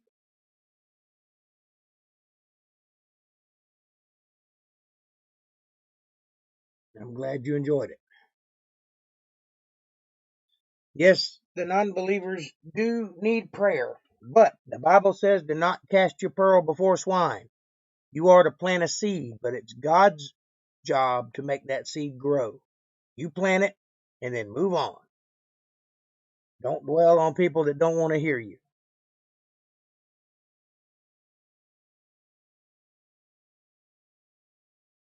And the closer you get to the truth, the more people will come up against you.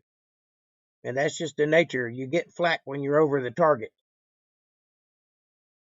Or you get the most flack when you're over the target. That's an Air Force expression, but you get what I'm saying.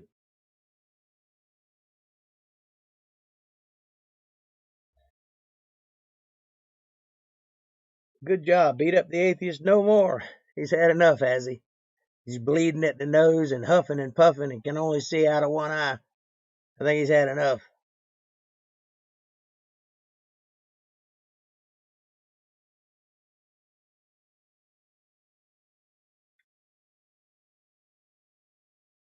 I'm glad it makes sense.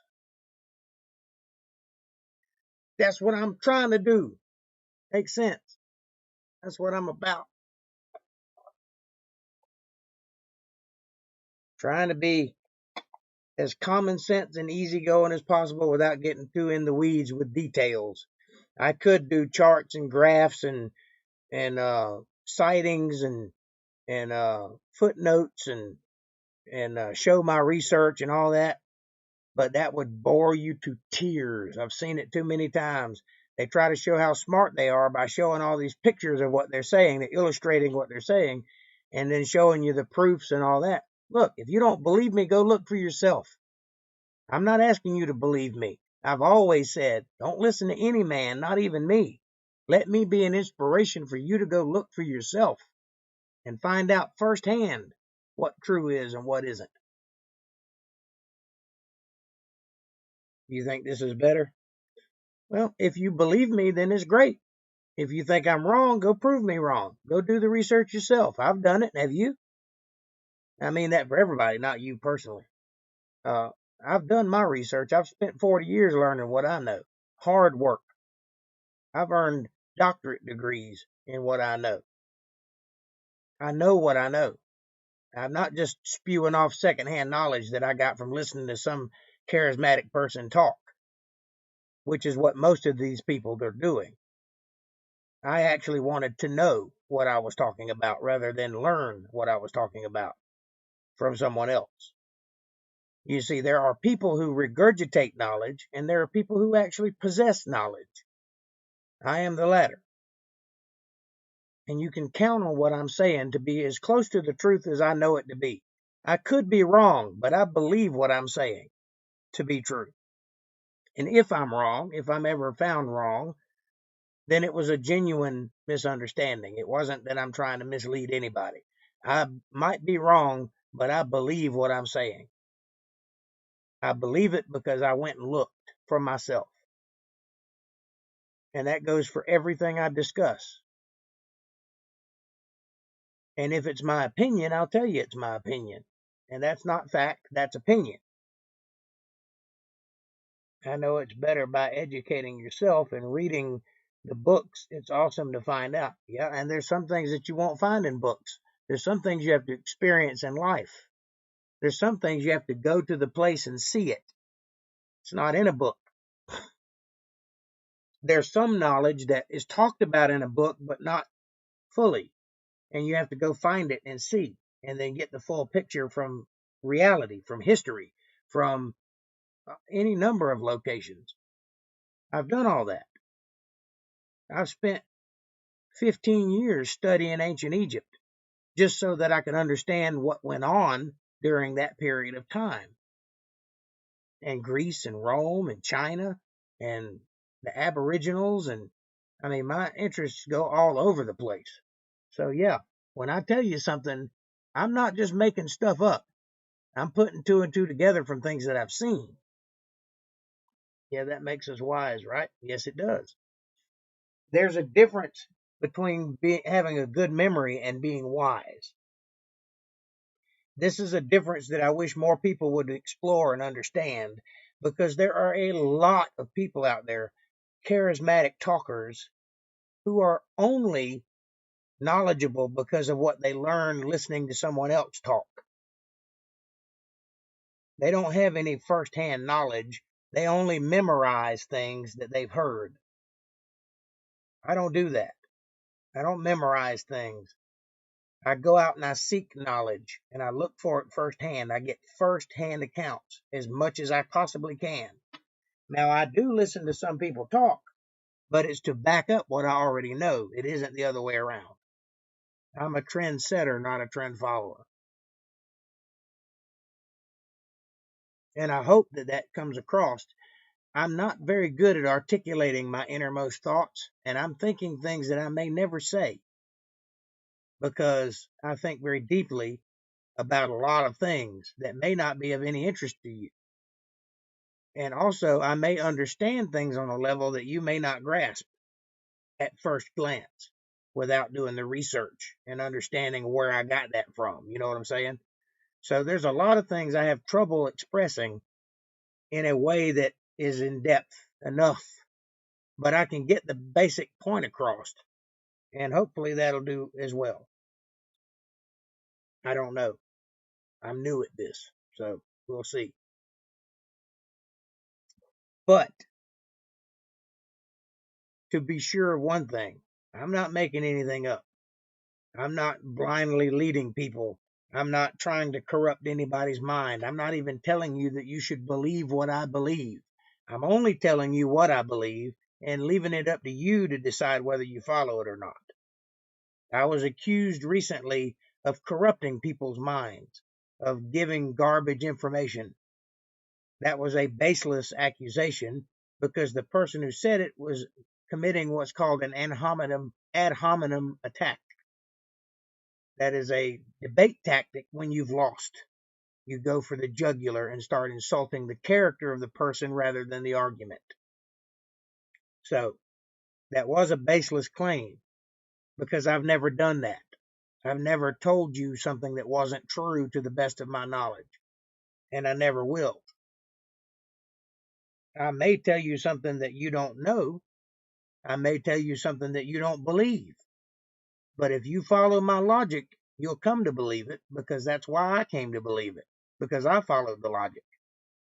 For example, the whole Adam and Eve thing that I teach. A lot of people don't believe that. A lot of people don't believe that Cain was not Adam's son, but it says so in the Bible, and I can prove it. A lot of people don't believe that Eve was pregnant with twins from two separate fathers, but I can prove that that's possible also, and that the Bible says so. A lot of people don't believe that the earth was created before the sun was, but I can prove it. I can prove it with first documents. And if you know anything about research, you know that's the best documents that wins in the court of law.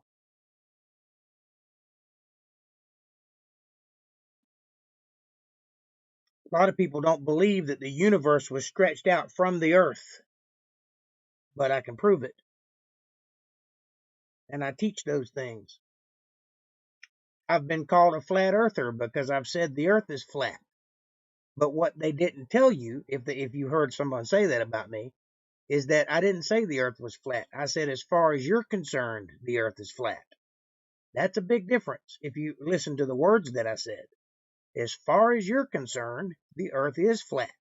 Because if you were to go up to where the space station is, which is 400 miles high, which is about a third of the way up uh, into the full of the atmosphere, the atmosphere reaches out beyond the moon, so it's just a little ways up. It's like if you were looking at an apple, the stem of the apple is where the space station is in relationship to the apple. It's right just a little bit above it. And if you were there, you would only be able to see 3% of the Earth, because that's the nature of any space. You can only see about 3 miles in diameter, depending on how tall you are. 3 to 5 miles in diameter, a circle around you, 180 degrees in front of you. So you would only be able to see a portion of the Earth. If you turned your head both directions, you still wouldn't be able to see the edges. So all you would see is a flat surface. Now, if you were on the moon, all you would see is a disk. You would not be able to make any definition because you can't see around corners, because that's how eyes work. And if you're on the ground, all land masses, regardless of what science tells you, all land masses are flat. They are. They don't curve. That's wrong. There is curvature, but it is not on the land. The Earth is a lot bigger than they say it is. And it's also a different shape than they say it is. It's closer to a rhombus than it is a circle. It's close. It looks more like if you took the atmosphere away, right? Now, understand the atmosphere is most definitely spherical. It is round, but that's just the gas that surrounds the Earth. But if you took that away, the Earth would look like a piece of gravel. It has flat sides and edges, and it's misshapen. It looks like a rock because that's what it is. The atmosphere now is round because that's how centrifugal force works. Gravity is a reaction. It is not a force. Gravity affects things according to its density. That's the reason that it can hold an ocean to the surface of the Earth, but a butterfly can fly over top of it, because a butterfly is less dense than a volume of water. It is not universal to all things, falling towards the center of the Earth like science teaches it, because if that were the case, nothing could fly. And if the Earth itself were round, and the center of the Earth, the equator, was going about 1,000 miles an hour, which is what they teach, if you were standing at the North Pole, you'd be spinning at about 8,000 miles an hour. If you were on the true North Pole, which that doesn't happen, so that's not true.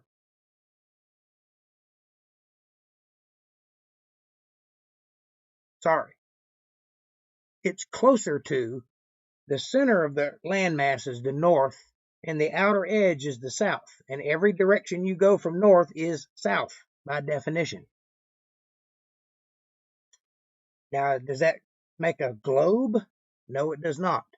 It makes a hemisphere, half a globe. The rest of it is atmosphere and water. But as far as you're concerned, the Earth is flat, because you will never, ever be able to measure a curve. You can't do it. People have been trying for years. It's not doable. You cannot physically see the curve. Neil deGrasse Tyson will back me up on that, and he teaches the world is round. A sphere, not round, a sphere. Round and a sphere are two different shapes.